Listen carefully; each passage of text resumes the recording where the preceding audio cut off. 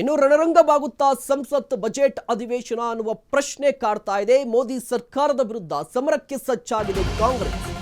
ರಣರಂಗವಾಗುತ್ತಾ ಸಂಸತ್ ಬಜೆಟ್ ಅಧಿವೇಶನ ಇವತ್ತು. ಮೋದಿ ಸರ್ಕಾರದ ವಿರುದ್ಧ ಸಮರಕ್ಕೆ ಸಜ್ಜಾಗಿದೆ ಕಾಂಗ್ರೆಸ್. ವಿರೋಧ ಪಕ್ಷಗಳ ನೇತೃತ್ವದಲ್ಲಿ ಲೋಕಸಭೆ ರಾಜ್ಯಸಭೆಯಲ್ಲಿ ಬಿರುಗಾಳಿ.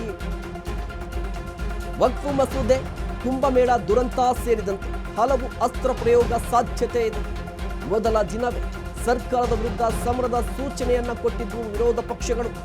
ಹಾಗಾದ್ರೆ ಇವತ್ತು ರಣರಂಗವಾಗುತ್ತಾ ಸಂಸತ್ ಬಜೆಟ್ ಅಧಿವೇಶನ. ಮೋದಿ ಸರ್ಕಾರದ ವಿರುದ್ಧ ಸಮರಕ್ಕೆ ಸಜ್ಜಾಗಿದೆ ಇಂಡಿಯಾ ಒಕ್ಕೂಟ.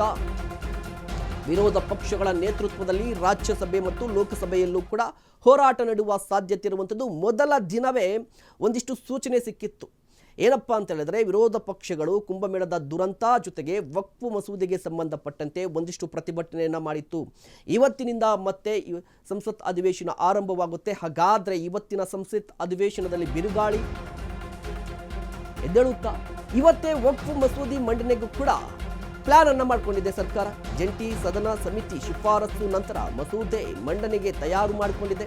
ಈಗಾಗಲೇ ವಕ್ಫ್ ಮಸೂದೆಗೆ ಓಕೆ ಅಂತ ಕೂಡ ಹೇಳಿರುವಂಥದ್ದು ಜೆಪಿಸಿ ಸದಸ್ಯರು. ಜೆಪಿಸಿ ಸಮಿತಿಯ ಚರ್ಚೆ, ಸಲಹೆ, ಶಿಫಾರಸುಗಳ ಸಂಪೂರ್ಣ ಮಾಹಿತಿಗೆ ವಿರೋಧ ಪಕ್ಷಗಳು ಪಟ್ಟನ್ನ ಹಿಡಿದಿದ್ದಾವೆ. ವಿಪಕ್ಷಗಳ ಸದಸ್ಯರ ಸಲಹೆಗಳನ್ನು ಪರಿಗಣಿಸಿಲ್ಲ ಅನ್ನುವ ಆರೋಪ. ಕಾಂಗ್ರೆಸ್, ಟಿಎಂಸಿ, ಡಿಎಂಕೆ, ಐಎಂ ಸೇರಿದಂತೆ ಹಲವು ವಿರೋಧ ಕೂಡ ವ್ಯಕ್ತಪಡಿಸಿರುವಂಥದ್ದು. ಮುಸ್ಲಿಮರ ಸಾಂವಿಧಾನಿಕ ಹಕ್ಕಿಗೆ ಇದು ಅಡ್ಡಿಯಾಗುತ್ತೆ ಅನ್ನುವ ಆರೋಪ. ಮುಖ್ಯವಾಗಿ ಯಾವೆಲ್ಲ ವಿಚಾರಗಳನ್ನು ಪ್ರಸ್ತಾಪ ಮಾಡಬಹುದು ವಿರೋಧ ಪಕ್ಷಗಳು ಅಂತ ಹೇಳಿದ್ರೆ, ಮೊದಲನೇದಾಗಿ ಸರ್ಕಾರ ಒಂದು ಕಡೆ ವಕ್ಫ್ ಮಸೂದೆಯನ್ನ ಮಂಡನೆ ಮಾಡಲಿಕ್ಕೆ ಮುಂದಾಗಿದೆ.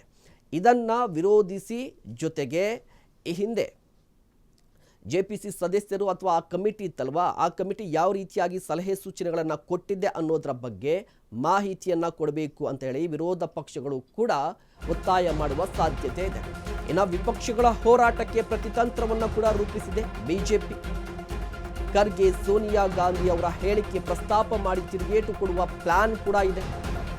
ಕುಂಭ ಸ್ನಾನದಿಂದ ಬಡತನ ನಿವಾರಣೆ ಆಗುತ್ತಾ, ಸ್ವರ್ಗ ಸಿಗುತ್ತಾ ಅಂತ ಹೇಳಿದ್ರು ಖರ್ಗೆ ಅವರು.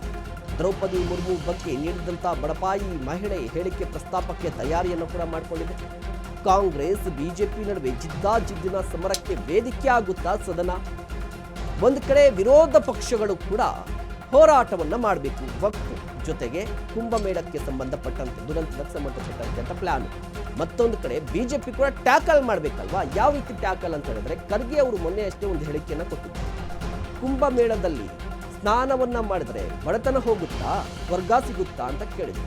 ಇದರ ಜೊತೆಗೆ ಸೋನಿಯಾ ಗಾಂಧಿ ಅವರು ದ್ರೌಪದಿ ಮುರ್ಮು ಅವರ ಭಾಷಣದ ಬಳಿಕ ರಿಯಾಕ್ಟ್ ಮಾಡ್ತಾ ಊರ್ ಲೇಡಿ ಅನ್ನುವ ಪದವನ್ನ ಬಳಕೆ ಮಾಡಿದ್ರು. ಈ ಎರಡು ಹೇಳಿಕೆಗಳನ್ನ ಇಟ್ಕೊಂಡು ಬಿಜೆಪಿ ಕೂಡ ಕಾಂಗ್ರೆಸ್ಗೆ ಟಕ್ಕರ್ ಕೊಡುವ ಸಾಧ್ಯತೆಗಳು ದಟ್ಟಾಗಿ ಕಾಣಿಸ್ತಾ ಇರುವಂಥದ್ದು. ಈ ಬಗ್ಗೆ ಇನ್ನಷ್ಟು ಮಾಹಿತಿಯನ್ನು ಪಡೆಯೋಣ. ನಮ್ಮ ಪ್ರತಿನಿಧಿ ಜಗದೀಶ್ ದೂರವಾಣಿ ಸಂಪರ್ಕದಲ್ಲಿದ್ದಾರೆ. ಜಗದೀಶ್, ಈಗಾಗಲೇ ಗೊತ್ತಿರುವಂಥದ್ದು ಲೋಕಸಭಾ ಚುನಾವಣೆ. ಲೋಕಸಭೆಯಲ್ಲಿ ಇವತ್ತಿನಿಂದ ಅಧಿವೇಶನ ಆರಂಭವಾಗುತ್ತೆ. ಯಾವೆಲ್ಲ ವಿಚಾರಗಳು ಪ್ರಸ್ತಾಪ ಆಗ್ಬೋದು? ಕಾಂಗ್ರೆಸ್ನ ಆರೋಪ ಏನಾಗಿರುತ್ತೆ? ಬಿಜೆಪಿ ಯಾವ ರೀತಿ ಟ್ಯಾಕಲ್ ಮಾಡುತ್ತೆ?